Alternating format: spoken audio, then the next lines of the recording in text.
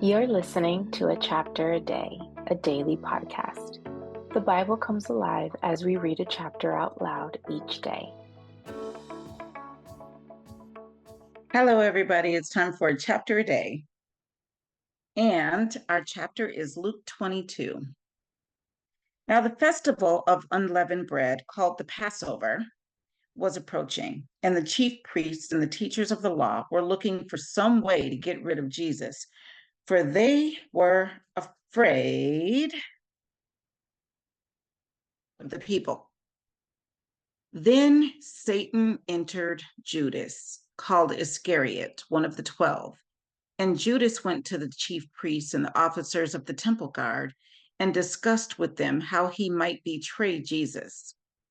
They were delighted and agreed to give him money. He consented and watched for an opportunity to hand Jesus over to them when no crowd was present. Then came the day of unleavened bread, on which the Passover lamb had to be sacrificed. Jesus sent Peter and John, saying, "Go and make preparations for us to eat the Passover." "Where do you want us to prepare for it?" they asked.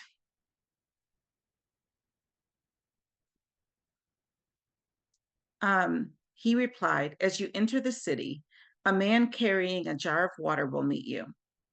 Follow him to the house that he enters and say to the owner of the house, 'The teacher asks, where is the guest room where I may eat the Passover with my disciples?' He will show you a large room upstairs, all furnished. Make preparations there." They left and found things just as Jesus had told them. So they prepared the Passover. When the hour came, Jesus and his apostles reclined at the table. And he said to them, "I have eagerly desired to eat this Passover with you before I suffer. For I tell you, I will not eat it again until it finds fulfillment in the kingdom of God." After taking the cup, he gave thanks and said, "Take this and divide it among you. For I tell you, I will not drink again from the fruit of the vine until the kingdom of God comes." And he took bread, gave thanks, and broke it, and gave it to them, saying, "This is my body given for you. Do this in remembrance of me." In the same way, after the supper, he took the cup, saying, "This cup is the new covenant in my blood, which is poured out for you. But the hand of him who is going to betray me is with mine on the table. The Son of Man will go as it has been decreed, but woe to that man who betrays him." They began to question among themselves which of them it might be who would do this. A dispute also arose among them as to which of them was considered to be the greatest.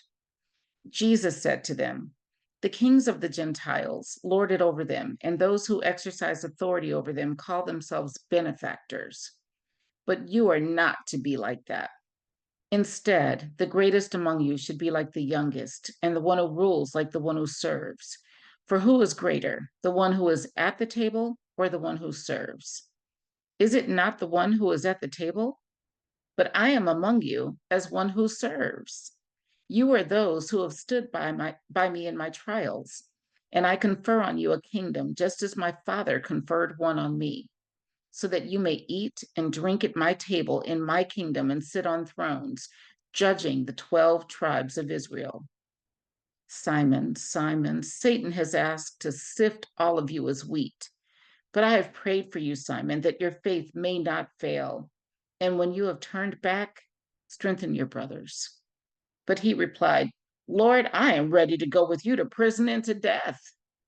Jesus answered, "I tell you, Peter, before the rooster crows today, you will deny 3 times that you know me." Then Jesus asked them, "When I sent you without purse, bag, or sandals, did you lack anything?" "Nothing," they answered. He said to them, "But now if you have a purse, take it, and also a bag. And if you don't have a sword, sell your cloak and buy one. It is written, 'And he was numbered with the transgressors.' And I tell you that this must be fulfilled in me. Yes, what is written about me is reaching its fulfillment." The disciple said, "See, Lord, here are 2 swords." "That's enough," he replied. Jesus went out as usual to the Mount of Olives, and his disciples followed him. On reaching the place, he said to them, "Pray that you will not fall into temptation." He withdrew about a stone's throw beyond them, knelt down, and prayed, Father, if you are willing, take this cup from me, yet not my will, but yours be done. An angel from heaven appeared to him and strengthened him. And being in anguish, he prayed more earnestly, and his sweat was like drops of blood falling to the ground. When he rose from prayer and went back to the disciples, he found them asleep, exhausted from sorrow. Why are you sleeping? He asked. Get up and pray so that you will not fall into temptation. While he was still speaking, a crowd came up, and the man who was called Judas, one of the 12, was leading them.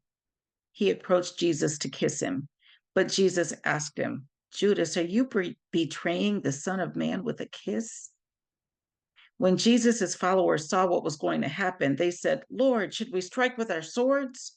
And one of them struck the servant of the high priest, cutting off his right ear. But Jesus answered, no more of this. And he touched the man's ear and healed him. Then Jesus said to the chief priests, the officers of the temple guard, and the elders who had come for him, am I leading a rebellion that you have come with swords and clubs? Every day I was with you in the temple courts, and you did not lay a hand on me. But this is your hour when darkness reigns. Then seizing him, they led him away and took him into the house of the high priest. Peter followed at a distance. And when some there had kindled a fire in the middle of the courtyard and had sat down together, Peter sat down with them. A servant girl saw him seated there in the firelight. She looked closely at him and said, This man was with him. But he denied it. Woman, I don't know him, he said. A little later, someone else saw him and said, You also are one of them. Man, I am not, Peter replied. About an hour later, another asserted, Certainly this fellow was with him, for he is a Galilean. Peter replied, Man, I don't know what you're talking about. Just as he was speaking, the rooster crowed. The Lord turned and looked straight at Peter. Then Peter remembered the word the Lord had spoken to him. Before the rooster crows today, you will disown me 3 times. And he went outside and wept bitterly. The men who were guarding Jesus began mocking and beating him.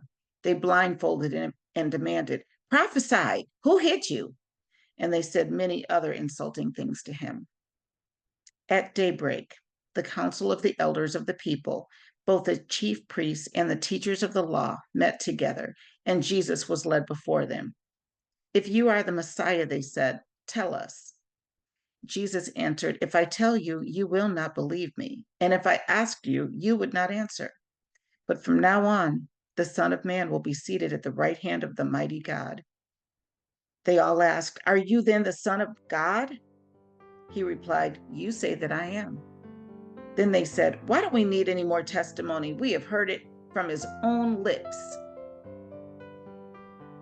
And that is the end of Luke chapter 22. I'll see you tomorrow for Luke 23. Have a good night, everybody.